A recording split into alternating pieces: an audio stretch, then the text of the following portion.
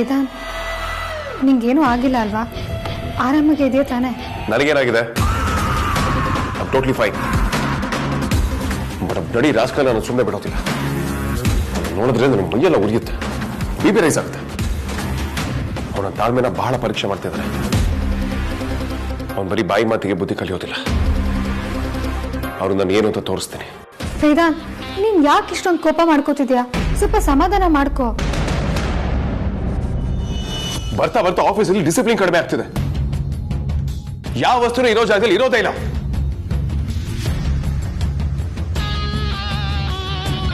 ಯಾಕೆ ರಜಾ, ಏನಾಯ್ತು? ಏನಾದ್ರೂ ಪ್ರಾಬ್ಲಮಾ? ಯಾಕೆ ಇಷ್ಟೊಂದು ಕೋಪ ಮಾಡ್ಕೊಂಡಿದ್ಯಾ? ನನಗೆ ಅವನ ಬಗ್ಗೆ ಎಲ್ಲ ಡೀಟೇಲ್ಸು ಬೇಕು.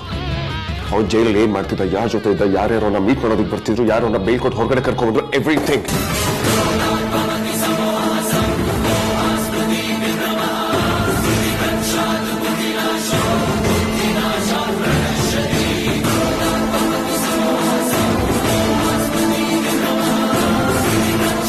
ಕಾಂತ, ನೀವು ಅರ್ಜೆಂಟಾಗಿ ಒಂದು ಕೆಲಸ ಮಾಡಬೇಕು.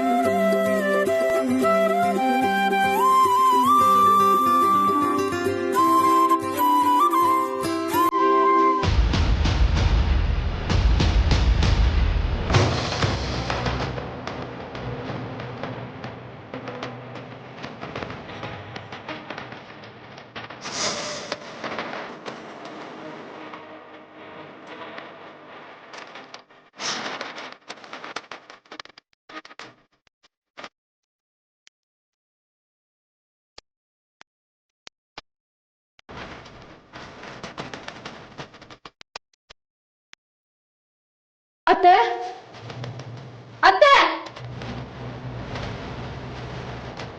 ಅತ್ತೆ, ಬೇಗ ಬನ್ನಿ ಇಲ್ಲಿ. ಏನಾಯ್ತಮ್ಮ? ಯಾಕೆ ಆ ಥರ ಕೂತ್ಕೊಂಡೆ? ನಿಮ್ಗೇನು ಆಗಿಲ್ಲ ತಾನೆ? ಅತ್ತೆ, ಗೀತಾ,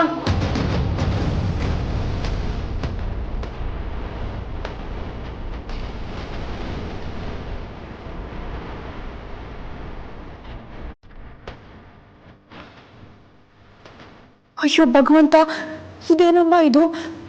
ದೀಪದೆಣ್ಣೆ ಈ ಥರ ಕೆಂಪಗಾಗಿದೆ. ನಾನು ಈ ಥರ ಯಾವತ್ತೂ ನೋಡಿರ್ಲಿಲ್ಲ. ಇದೇನು ಅಪಚಾರನೋ? ಅದಕ್ಕೆ ಹೀಗೆಲ್ಲ ಆಗ್ತಾ ಇದೆ. ಈ ಮನೆಗೆ ಅದೇನು ಆಪತ್ ಕಾದಿದ್ಯೋ, ಒಂದಾದ್ಮೇಲೆ ಒಂದು ತೊಂದರೆಗಳು ಆಗ್ತಾನೆ ಇದೆ.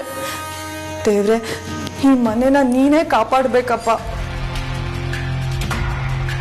ಅಮ್ಮ ವಿಕ್ಕಿ, ಅಣ್ಣಂಗೆ ಏನಾಯ್ತು? ಅವನೇ ಕೋಪ ಮಾಡ್ಕೊಂಡಿದ್ದಾನೆ. ಸಮಸ್ಯೆ ಏನೂ ಆಗಿಲ್ಲ ತಾನೆ? ಏನ್ರುವ, ನಿಂಗೂ ಅಗರ್ಜನ್ ಕೈಯಿಂದ ಡೋಸ್ ಸಿಕ್ತಾ? ನನ್ನ ಬಗ್ಗೆ ಗೊತ್ತಿದ್ರು ಮತ್ತೆ ಕೇಳ್ತೀಯಲ್ಲ. ಅಣ್ಣನ ಮುಂದೆ ನಿಂತ್ಕೊಂಡು ಮಾತಾಡೋದೇ ನನ್ಗೆಲ್ಲಿದೆ? ಅವನಿಗೆ ಕೋಪ ಬಂದಿದೆ ಅಂತ ಗೊತ್ತಾದ್ರೆ ಒಂದ್ ಮೈಲಿ ದೂರ ಇರ್ತೀನಿ. ಅವನ ಇವಾಗಿಂದ ನೋಡ್ತಾ ಇದ್ದೀನಾ? ಅವನ ಬಗ್ಗೆ ನಿಮ್ಗೂ ಗೊತ್ತಿರೋದೇ ಅಲ್ವಾ? ಇದೆಲ್ಲ ಆಗ್ತಿರೋದು ಆ ಕಿಶಾನಿಂದ. ನಿನ್ನೆ ಅವ್ನು ನಮ್ಮ ಮನೆಗೆ ಬಂದಿದ್ದ. ಅಮ್ಮನ ಮುಂದೆ ಹೆಂಗೆಲ್ಲ ಶೋ ಕೊಟ್ಟ ಗೊತ್ತಾ? ಅಮ್ಮ ಅಂತೂ ಇದನ್ನೆಲ್ಲ ನಂಬಿಟ್ಟಿದ್ದಾಳೆ. ಅವ್ನು ಯಾರು, ಅವ್ನ ಬ್ಯಾಕ್ಗ್ರೌಂಡ್ ಏನು ಅಂತ ಅವಳಿಗೊಂಚೂರು ಗೊತ್ತಿಲ್ಲ. ಅವನಂತೂ ಯಾರು ಇಲ್ದಿರೋ ಟೈಮ್ ನೋಡ್ಕೊಂಡು ನಮ್ಮ ಮನೆಗೆ ಕರೆಕ್ಟಾಗಿ ಬರ್ತಾನೆ. ಅಮ್ಮನ ಹತ್ರ ಸುಳ್ಳೆಲ್ಲ ಹೇಳಿ ನಂಬಿಸ್ಬಿಡ್ಬೋದು ಅಂತ. ವಾಟ್? ಅವನು ನಿಮ್ಮ ಮನೆಗೆ ಪದೇ ಪದೇ ಬರ್ತಾನ? ಅತ್ತೆ ಮುಂದೆ ಅಷ್ಟೊಂದೆಲ್ಲ ಶೋ ಕೊಡ್ತಾನ? ಫೈನ್. ಅತ್ತೆ ಯಾಕೆ ಅವನ್ನ ಅಷ್ಟೊಂದು ಈಸಿಯಾಗಿ ನಂಬ್ತಾ ಇದಾರೆ? ಯಾವಾಗ್ಲೂ ಬರಲ್ಲ ಬಾವ. ಅದೇ ನಾನು ಹೇಳಿದ್ನಲ್ಲ, ನಾವ್ ಯಾರು ಇಲ್ಲದೆ ಇರುವಾಗ, ಅಂದ್ರೆ ಅಪ್ಪ ಅಮ್ಮ ಇಬ್ಬರೇ ಇರುವಾಗ ಬರ್ತಾನೆ. ಬಂದು ನಾನು ಸಮಾಜ ಸೇವೆ ಮಾಡ್ತೀನಿ, ಹಾಗೆ ಮಾಡ್ತೀನಿ, ಹೀಗೆ ಮಾಡ್ತೀನಿ ಅಂತ ಬಿಲ್ಡಪ್ ಎಲ್ಲ ಕೊಡ್ತಾನೆ ಬಾವ. ಅದೆಲ್ಲ ಇವರು ನಿಜ ಅಂತ ನಂಬಿಡ್ತಾರೆ. ದುರದೃಷ್ಟಕ್ಕೆ ಆಲ್ರೆಡಿ ನಂಬಿಟ್ಟಿದ್ದಾರೆ.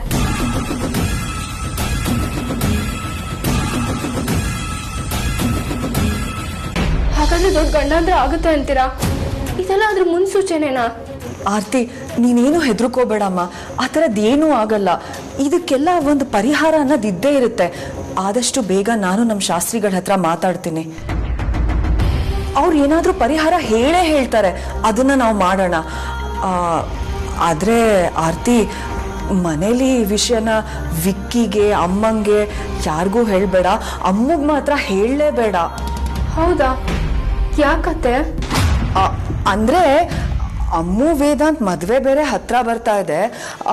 ಎಲ್ಲರೂ ಈ ವಿಷಯನ ಆ ಮದುವೆಗೆ ಲಿಂಕ್ ಮಾಡಿಬಿಟ್ರೆ ಇದೆಲ್ಲದಕ್ಕೂ ಅಮ್ಮನೇ ಕಾರಣ.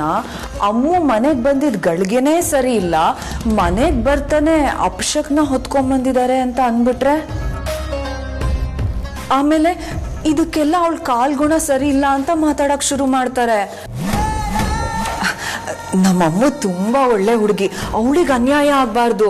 ಹೆಣ್ಮಕ್ಳು ಕಣ್ಣೀರ್ ಹಾಕಿದ್ರೆ ಈ ಮನೆಗೆ ಒಳ್ಳೇದಾಗುತ್ತಾ ಆರ್ತಿ? ಇಲ್ಲ ಅಲ್ವಾ? ಆಮೇಲೆ ನನಗೆ ಹೇಳಿದ್ನಲ್ಲ, ವೇದಾಂತ್ ಮತ್ತೆ ಅಮ್ಮು ಮದುವೆ ಬಗ್ಗೆ ನಂಗೊಂದು ಕೆಟ್ಟ ಕನ್ಸು ಬಿದ್ದಿತ್ತು ಅಂತ. ಎಲ್ಲಿ ಅದಕ್ಕೂ ಇದಕ್ಕೂ ಸಂಬಂಧ ಇದೆಯೋ ಅಂತ ಅನ್ನಿಸ್ತಾ ಇದೆ ಆರ್ತಿ.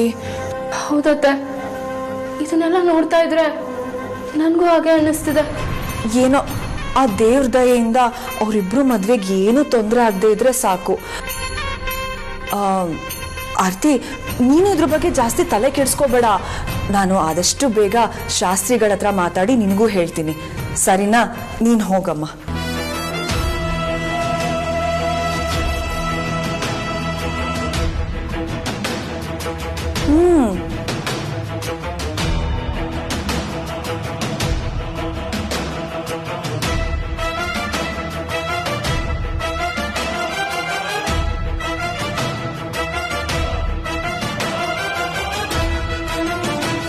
ಆರ್ತಿ, ನೀನ್ ನಾನ್ ಬೀಸಿರೋ ಬಲೆಯಲ್ಲಿ ನಿಧಾನಕ್ಕೆ ಸಿಕ್ಕಾಕೋತಾ ಇದೆಯಾ?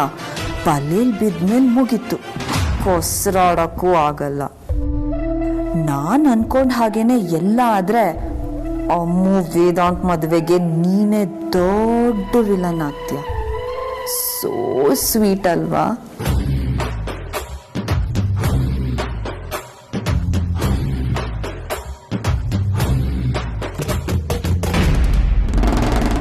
ನಾನು ನಮ್ಮ ಆಫೀಸ್ ಮುಂದೆ ಅನಾಥಾಶ್ರಮದಿಂದ ಬರೋದನ್ನ ತುಂಬಾ ಸಲ ನೋಡಿದ್ದೀನಿ. ಅದ್ರಲ್ಲಿ ಯಾಕೆ ಹೋಗ್ತಾನೆ, ಹೋಗಿ ಏನ್ ಮಾಡ್ತಾನೆ ಅದು ಮಾತ್ರ ಗೊತ್ತಿಲ್ಲ. ಧ್ರುವ, ಅವನು ಸಾಮಾನ್ಯದವನಲ್ಲ. ಯಾವ ಟೈಮಲ್ಲಿ ಏನ್ ಮಾಡ್ತಾನೆ ಅಂತ ಹೇಳಕ್ಕಾಗಲ್ಲ. ಎಲ್ರ ಮುಂದೆ ತುಂಬಾ ಒಳ್ಳೆ ಒಂಥರ ನಟಿಸ್ತಾನೆ, ಆದ್ರೆ ಅವನ ನಂಬಾರ್ದು. ಅವನು ಮಾಡೋದೆಲ್ಲ ನಾಟಕ. ಅವನು ಒಳ್ಳೆಯವನು ಅಂತ ತೋರಿಸ್ಕೊಳಕ್ಕೆ ಯಾವ ಲೆವೆಲ್ಗೆ ಬೇಕಾದ್ರೂ ಇಳಿತಾನೆ. ಬಾಸ್ಟರ್ಡ್. ಭಾವ, ನೀವು ಫಸ್ಟ್ ಕೂಲ್ ಆಗಿ. ನೀವು ಅಣ್ಣ ತಮ್ಮ ಇಬ್ರು ಒಂದೇ ತರ, ಮೂಗಿಂತದಿನಲ್ಲೇ ಕೋಪ ಇರುತ್ತೆ. ಆ ರೋಬೋಟ್ನ ತಣ್ಣಗೆ ಮಾಡೋಷ್ಟರಲ್ಲಿ ನಾನು ಸುಸ್ತಾಗಿ ಹೋಗಿರ್ತೀನಿ. ಮೊದಲೇ ರೋಬೋಟು ನೀರಾಗಿ ಕೂಲ್ ಮಾಡೋಣ ಅಂದ್ರೆ ಎಲ್ಲಿ ಶಾರ್ಟ್ ಸರ್ಕ್ಯೂಟ್ ಆಗಿ ನಮ್ಮನ್ನೆಲ್ಲ ಒಟ್ಟಿಗೆ ಕೊಯ್ನ್ ಕನ್ಸ್ಬಿಡ್ತಾನೆ ಅನ್ನೋ ಭಯ. ನಮ್ಮ ಅಗ್ರಜನ್ ಕೋಪ ಬಂದ್ರೆ ಅವನನ್ನ ಕಂಟ್ರೋಲ್ ಮಾಡೋ ಧೈರ್ಯ ಯಾರಿಗೂ ಇಲ್ಲ. ಬೇರೆ ಆಲ್ಟರ್ನೇಟ್ ಪ್ಲಾನ್ ಏನು ಅಂದ್ರೆ ಅವನ್ನ ಬೇರೆ ಕಡೆ ಮೈಂಡ್ ಡೈವರ್ಟ್ ಮಾಡಬೇಕು.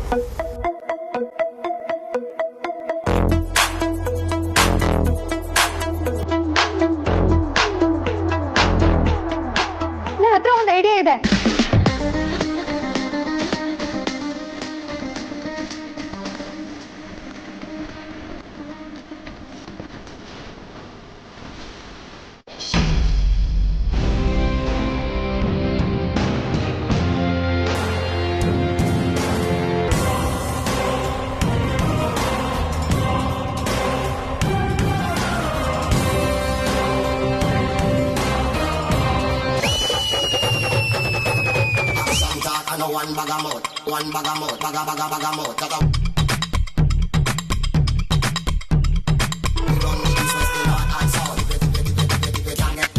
ಏ ಮಾಮ, ಎಷ್ಟು ಕಟ್ಮಸ್ತಾಗಿ ಚೆನ್ನಾಗಿದೆಯೋ.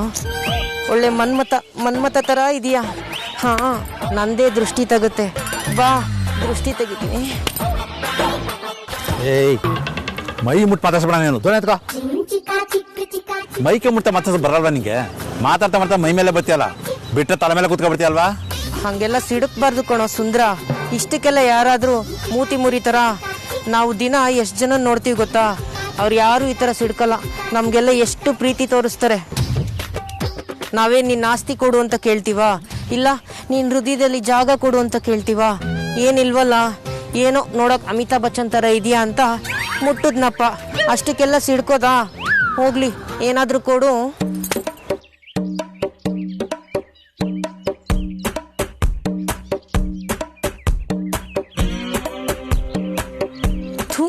ದೊಡ್ಡ ಕಂಜೂಸ್ಕೊಣ ನೀನು. ದುಡ್ಡನ್ನ ಜೋಬಲ್ಲಿಟ್ರೆ ಅದೇನು ಮರಿ ಹಾಕುತ್ತಾ? ಬಚ್ಚಿಟ್ಟಿದ್ದು ನಿಂಗೆ ಸಿಗಲ್ಲ. ಎಲ್ಲೆಲ್ಲ ಹೋಗಿ ಯಾರ್ಯಾರಿಗೋ ಖರ್ಚು ಮಾಡ್ತೀರಾ? ನನಗೆ ಕೊಟ್ಬಿಟ್ರೆ ನಿನ್ನ ಆಸ್ತಿ ಕರ್ಗೋಗ್ಬಿಡುತ್ತಾ? ಒಳ್ಳೆ ಮನ್ಸಿಂದ ಕೊಡು, ಒಳ್ಳೇದಾಗುತ್ತೆ.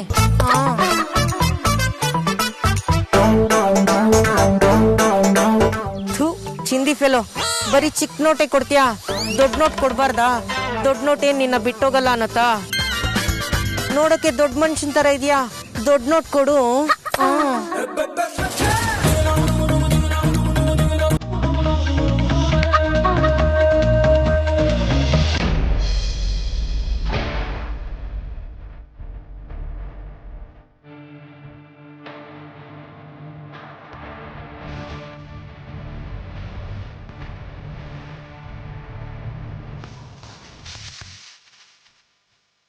ಅವಳು ರಿಯಲಿ ಸಾರಿ.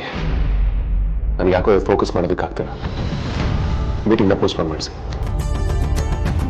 ಸರಿ ವೇದಾಂತ್, ನಿನಗಿಷ್ಟ ಇಲ್ಲ ಅಂದರೆ ಬೇಡ ಬಿಡು. ನಾನು ಕಾಂತಂಗೆ ಫೋನ್ ಮಾಡಿ ನಾಳೆ ಅರೇಂಜ್ ಮಾಡೋದಕ್ಕೆ ಹೇಳ್ತೀನಿ.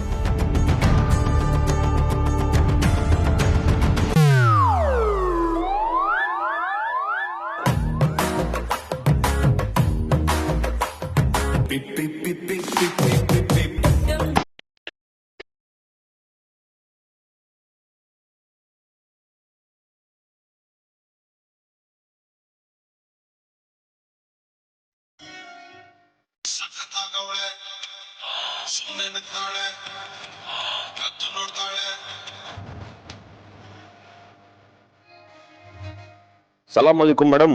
ನಮ್ದಕ್ಕೆ ಹೆಸರು ಖಲೀಲ್ ಅಂತ. ನಮ್ದು ಬಿಸ್ನೆಸ್ ಬಂದು ಸೆಕೆಂಡ್ ಹ್ಯಾಂಡ್ ಬೈಕ್ ನ ಡೀಲ್ ಮಾಡೋದು. ನಿಮ್ದಕ್ಕೆ ಬಾಸ್ ಹತ್ರ ಒಂದೊಳ್ಳೆ ಬೈಕ್ ಐತೆ ಅಂತ ಗೊತ್ತಾಯ್ತು. ನೋಡಿ, ನಿಮ್ ಬಾಸ್ ಏನಾದ್ರು ನಮ್ಗೆ ಬೈಕ್ ಕೊಟ್ರೆ ಒಳ್ಳೆ ಡೀಲ್ಗೆ ವ್ಯಾಪಾರ ಮಾಡಿ ಮುಗಿಸ್ಬಿಡೋಣ. ಮಾಲ್ ಚೆನ್ನಾಗಿದ್ರೆ ಅಲ್ಲೇ ದುಡ್ಡು ಕೊಟ್ಟು ನಾವು ಬೈಕ್ ನ ತಂದ್ಬಿಡ್ತೀವಿ. ಹೌದಾ? ನಮ್ ವೇದಾಂತ್ ಹತ್ರ ಬೈಕ್ ಇದೆ. ಅಮೂಲ್ಯ, ಏನದು? ಯಾರ ಹತ್ರ ಮಾತಾಡ್ತಿದ್ಯಾ?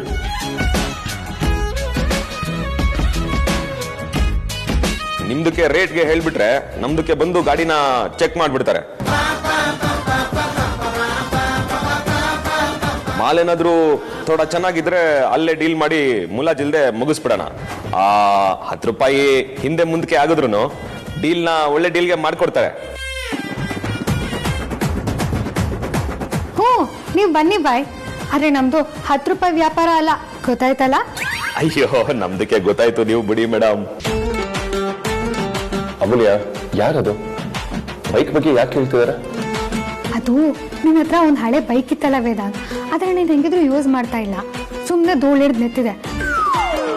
ನೀನಿದ್ರು ಓಡ್ಸಲ್ವಲ್ಲ, ಅದಕ್ಕೆ ಮಾಡೋಣ ಅಂತ ಇವ್ರಿಗೆ ಕಾಲ್ ಮಾಡಿದ್ದೆ. ಅವ್ರು ಅದಕ್ಕೆ ನೋಡಕ್ ಬರ್ತಾರಂತೆ, ಬರ್ಬೋದಂತ ಕೇಳಕ್ ಫೋನ್ ಮಾಡಿದ್ದಾರೆ.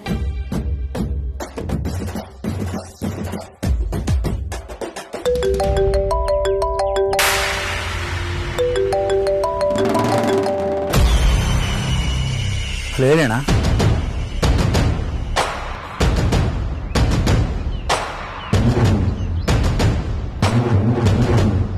ಆಯ್ತಣ್ಣ, ಮಾಡೋಣ. ಏನಿದ್ರು ಮಾಡೋಣ.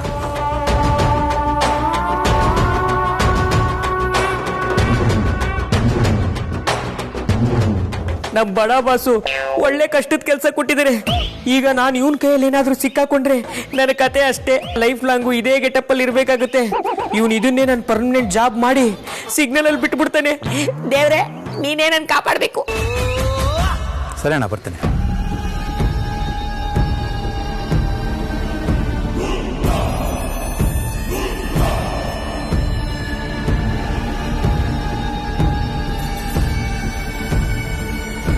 ಸರಿ ಅಣ್ಣ, ಇಲ್ಲ ಅಣ್ಣ.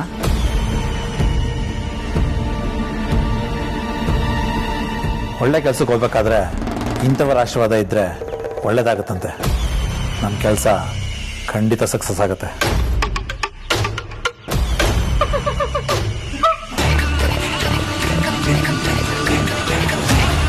ಇವಾಗಿದ್ಲು ಎಲ್ಲದ್ಲೇಳು?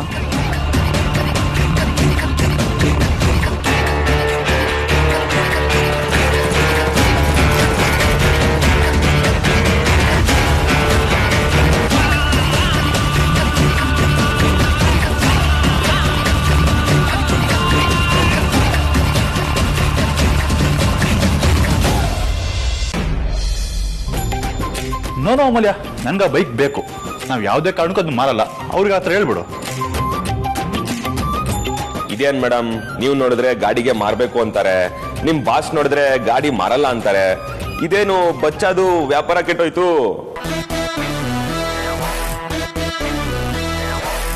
ಮೇಡಮ್, ನಿಮ್ದಕ್ಕೆ ಬಾಸ್ಗೆ ಗಾಡಿ ಕೊಡಕ್ಕೆ ಇಷ್ಟ ಆಯ್ತಾ ಕೇಳಿ. ನಮ್ದಕ್ಕೆ ಬಿಸ್ನೆಸ್ ಬೆಂಗಳೂರಲ್ಲಿ ಟಾಪ್ ಅಲ್ಲಿ ಐತೆ. ಇದಲ್ಲ ಅಂದ್ರೆ ಇನ್ನೊಂದು ಗಾಡಿಗೆ ನಾವು ಡೀಲ್ ಮಾಡ್ತೀವಿ. ದಿನ ಈ ತರ 1000 ಗಿರಾಕಿಗಳು ಬರ್ತಾನೆ ಇರ್ತದೆ. ಇಲ್ಲ ಬಾಯ್, ನಮ್ಮ ಬಾಸು ಬೈಕ್ ಕೊಡ್ತಾರೆ. ಅವರು ಹೀಗಿದ್ರು ಬೈಕ್ ಓಡ್ಸಂಗಿಲ್ವಲ್ಲ, ಏಜ್ ಕ್ರಾಸ್ ಆಯ್ತು. ಅವ್ರು ಇವಾಗ ಬೈಕ್ ಓಡಿಸಿದ್ರೆ ಜನ ಏನ್ ಅನ್ಕೊಳ್ಳಲ್ಲ ಹೇಳಿ. ಇವ್ರಿನ್ಮೇಲೆ ಬೈಕ್ ಎಲ್ಲ ಓಡಿಸಿದ್ರೆ ಚೆನ್ನಾಗಿರಲ್ಲ. ಇವ್ರೇನೇ ಇದ್ರು ಇಂಪೋರ್ಟೆಡ್ ಕಾರ್ಸ್ ಅಲ್ಲಿ ಮಾತ್ರ ಓಡಾಡೋದು. ಏನೇ ಆಗ್ಲಿ ಕಾರಲ್ಲಿ ಓಡಾಡಿದ್ರೇನೆ ಅಲ್ವಾ ಸೇಫು. ಇವ್ರಿಗೆ ಬೈಕ್ ಓಡಿಸಿದ್ರೆ ಕಾಲ್ ನಡ್ಗುತ್ತೆ, ಕಣ್ ಕೆಂಪಾಗುತ್ತೆ. ಛೇ, ಇವ್ರಿಗೆ ಬೈಕ್ ಓಡಿಸೋ ವಯಸ್ಸಲ್ಲ, ಅದಕ್ಕೆ ಬೈಕ್ ಸೇಲ್ ಮಾಡ್ಬಿಡ್ತಾರೆ. ಏ ಬಜಾರಿ, ಬೇರೆಯವ್ರ ಮರ್ಯಾದೆ ತೆಗೆಯೋದು ಅಂದ್ರೆ ನಿನ್ಗೆ ಬಹಳ ಇಷ್ಟ ಅಲ್ವಾ? ನನ್ನ ಬೈಕಿಂಗ್ ಪ್ಯಾಷನ್ ಬಗ್ಗೆ ನಿನ್ಗೆ ಏನ್ ಗೊತ್ತು? ಬಿಸ್ನೆಸ್ ಟೇಕ್ ಓವರ್ ಮಾಡೋಕ್ಕೂ ಮೊದಲು ನಾನು ಎವ್ರಿ ವೀಕೆಂಡ್ ರೈಡ್ಸ್ ಹೋಗ್ತಿದ್ದೆ. We had our own club. ನಾವು ಬೈಕಲ್ಲಿ ಲೇ ಲಡಾಖ್ ತನಕ ಹೋಗಿದ್ದೀವಿ. ಗೊತ್ತಾ ನಿನ್ಗೆ? ಬಂದ್ಬಿಟ್ಲು ಮಾತಾಡಕ್ಕೆ. ಹೌದು ಕಣಯ್ಯ, ನಿನ್ ಫ್ರೆಂಡ್ ಕರೆದ್ರೆ ಲಡಾಖ್ ವರ್ಗಾದ್ರೂ ಹೋಗ್ತೀಯಾ, ಲಂಡನ್ ವರ್ಗಾದ್ರೂ ಹೋಗ್ತೀಯಾ. ಆದ್ರೆ ನನ್ನನ್ನ ಕೊನೆ ಪಕ್ಷ ಲಗ್ಗೆರೆ ವರ್ಗಾದ್ರೂ ಕರ್ಕೊಂಡು ಹೋಗಿದ್ಯಾನಯ್ಯ.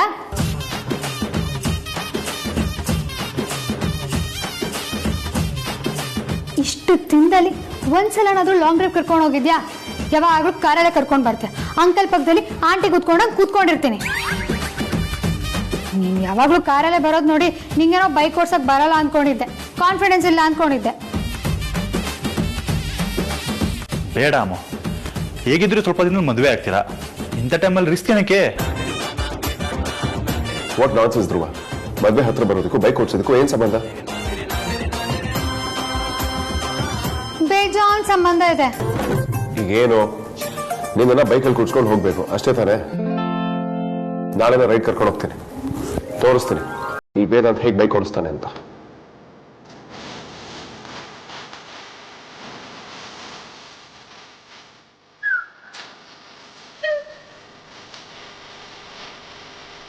ಏನ್ ಮೇಡಮ್, ನಿಮ್ದಕ್ಕೆ ಲಾಂಗ್ ಡ್ರೈವ್ ಹೋಗ್ಬೇಕು ಅಂತ ನಮ್ದಕ್ಕೆ ಟೈಮ್ ವೇಸ್ಟ್ ಮಾಡ್ಬಿಟ್ರಿ. ಕೋಯಿ ಬಾತ್ ನೈ, ನಿಮ್ದಕ್ಕೆ ಬಾಸ್ ಜೊತೆ ನೀವು ಲಾಂಗ್ ಡ್ರೈವ್ ಹೋಗಿ ಬನ್ನಿ. ಅಕಸ್ಮಾತ್ ನಿಮ್ದಕ್ಕೆ ಬೈಕ್ಗೆ ಸೇಲ್ ಮಾಡಬೇಕು, ನಮ್ದಕ್ಕೆ ಕಾಲ್ ಹಚ್ಚಿ 24 hours ನಮ್ದು ಆಫೀಸ್ ಓಪನ್ ಇರ್ತದೆ. ನಾನು ಬೈಕ್ ಮಾರೋದಿಲ್ಲ ಕಣಯ್ಯ. ನನ್ನ ಗರ್ಲ್ಫ್ರೆಂಡ್ ಕರ್ಕೊಂಡು ಲಾಂಗ್ ರೈಡ್ ಹೋಗ್ತೀನಿ. ಹೊರಡಯ್ಯ. ಇನ್ಶಾಲ್ಲಾ.